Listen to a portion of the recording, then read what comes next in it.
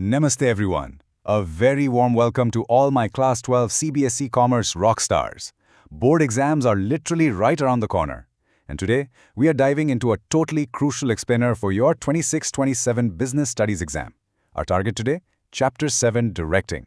And listen, get ready, because we are going to crack this chapter with pure logic. You know my golden rule. Ratna nahi hai, concept samajhna hai. To make sure we hit the absolute bullseye today, this masterclass is strictly guided by the brilliant notes of Mr. Sandeep Kumar. He's a PGT Commerce Resource Person over at PNC Kendriya Vidyalaya No. 2 in Gaya. We're strictly following the NCERT syllabus, word for word, point for point. Every single thing you're going to learn here is exactly what the CBSE examiner is hunting for. No extra fluff, just pure NCERT gold. All right, so here is our game plan for today. We're covering 1. The 4 pillars of directing. 2. Maslow's motivation need hierarchy. 3. Financial versus non-financial incentives. 4. Picking the right leadership style. 5. Decoding the communication process. And finally, 6. Smashing barriers to effective communication. Let's get right into it. Kicking things off with Section 1, the 4 pillars of directing. Before we get into the nitty-gritty, we really need to set a strong foundation for what directing actually is. You see, directing isn't just one single, isolated action. It's more like a giant umbrella term built on 4 incredibly strong pillars. Those are supervision, motivation, leadership, and communication. Think of it like a 4-legged table. If a manager wants to guide their team to success, they have to master all 4 of these elements, right? You supervise to guide their efforts, you motivate to build that willingness to work, you lead to influence them, and you communicate to share your ideas. If even one pillar is weak, the whole thing just collapses. Moving smoothly onto Section 2, Maslow's motivation need hierarchy.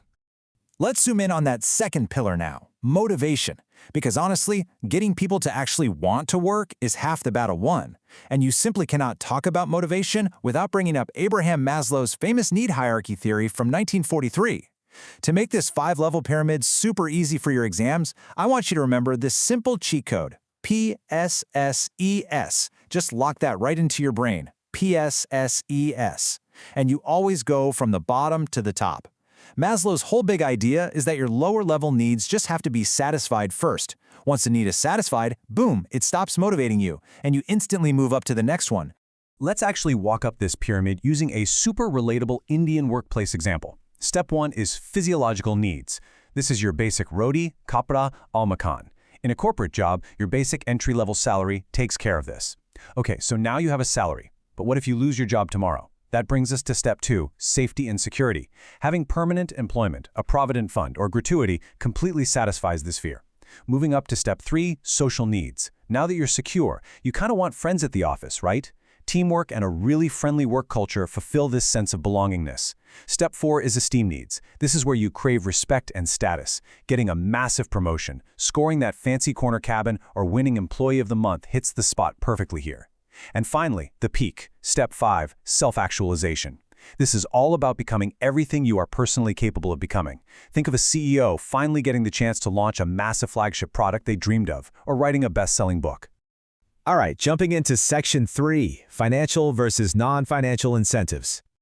So we know the psychology behind motivation now. But how do real-world managers practically fulfill these needs? Well, they dip into the manager's toolkit, financial versus non-financial incentives, basically money versus everything else. Now, here is the absolute crucial point, tying it right back to Maslow. Lower-level needs are primarily met with money, your financial incentives, because let's face it, pasa bolta hai. We're talking basic pay, that much-awaited Diwali bonus, or profit sharing through ESOPs. But your higher-level needs? You can't just throw cash at them and expect results.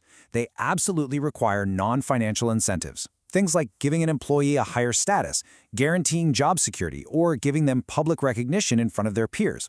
A truly top-tier manager knows they have to blend both of these perfectly to keep the whole team fired up. Okay, next up is Section 4, picking the right leadership style. We are moving right along to the 3rd pillar of directing now, leadership. Keep in mind, leadership is all about influencing people through your example and your vision, not just strictly throwing your bossy authority around. Now, let me ask you a direct question to test those exam reflexes. Imagine you're a manager, and you're dealing with workers who are totally unskilled and completely undisciplined. Plus, it's an emergency situation. Which leadership style is the absolute best fit here? Just think about it for a second.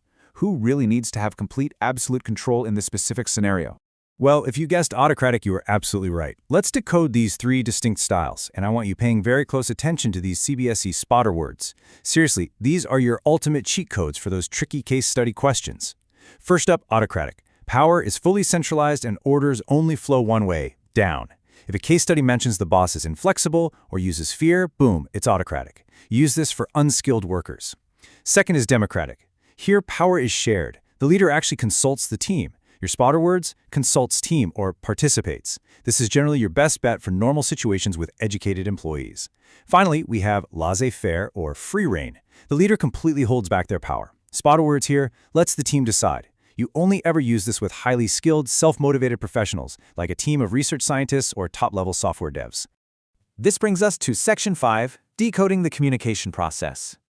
We have officially arrived at the fourth and final pillar, communication. And honestly, without this one, supervision, motivation, and leadership just completely fall apart. Now, the definition we have here is a very high yield point for your board exams, so please make sure to write it exactly like this. Communication is the process of exchanging ideas, information, and feelings between two or more people to create shared understanding. I want to heavily emphasize that shared understanding part. If the other person didn't actually understand what you meant, communication literally hasn't happened yet. To easily explain how this shared understanding happens, we have a quick formula sheet pulled right from the NCERT notes. You absolutely need to memorize this exact flow for the communication process. SEMCRDF. Sender, encoding, message, channel, receiver, decoding, and finally, feedback.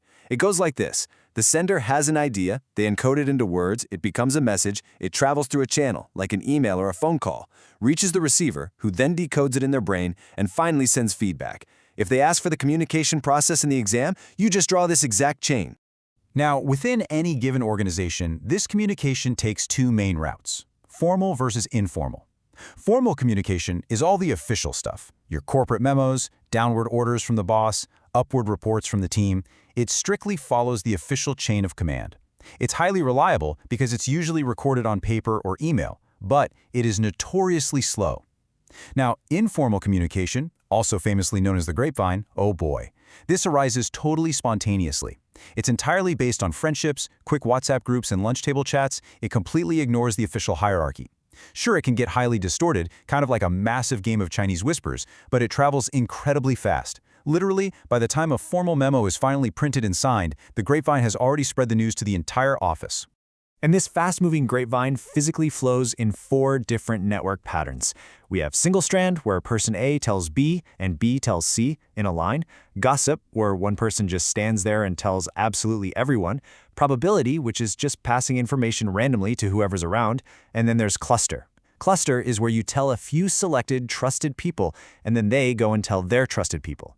It is by far the most common form of informal communication in Indian workplaces. And here's a massive pro tip for you. A smart manager never ever tries to ban or suppress the grapevine. You just can't. Instead, you manage it. You listen to it to gauge the mood of the employees, and you strategically plant correct information into it to kill off bad rumors. And finally, we hit Section 6, smashing barriers to effective communication. So, what exactly happens when this crucial communication just breaks down? Well, that brings us to our final and honestly arguably the most important section today from a pure exam point of view. The CBSE markers absolutely love this topic: barriers to communication. There are 4 families you must memorize. First, semantic barriers. This is all about language and meaning, like using way too much heavy technical jargon or dealing with faulty translations. Second, psychological barriers. This is purely mental. Think of premature evaluation, which is judging the message before you even fully hear it, or simply having a deep distrust of the sender. Third, organizational barriers. Things like super strict company rules, massive status differences between a boss and an employee, or a complex hierarchy that just delays messages. And fourth, personal barriers. This happens when an employee is just too scared to challenge authority or severely lacks the confidence to speak up. Mark my words, guys, this is the most predictable long answer question in your entire exam. But hey, we don't just identify problems here, we fix them. How do you actually overcome these barriers? Well, you communicate according to the receiver's needs, you ensure proper feedback is given, and you become a genuinely good listener. Let me give you a brilliant real-world example you can definitely use. Indian IT firms regularly use daily 15-minute stand-up meetings. The entire team gathers around, completely regardless of rank. This simple, quick daily ritual overcomes organizational status barriers, smashes right through semantic jargon, and builds incredible trust, essentially tackling those psychological barriers all at the exact same time.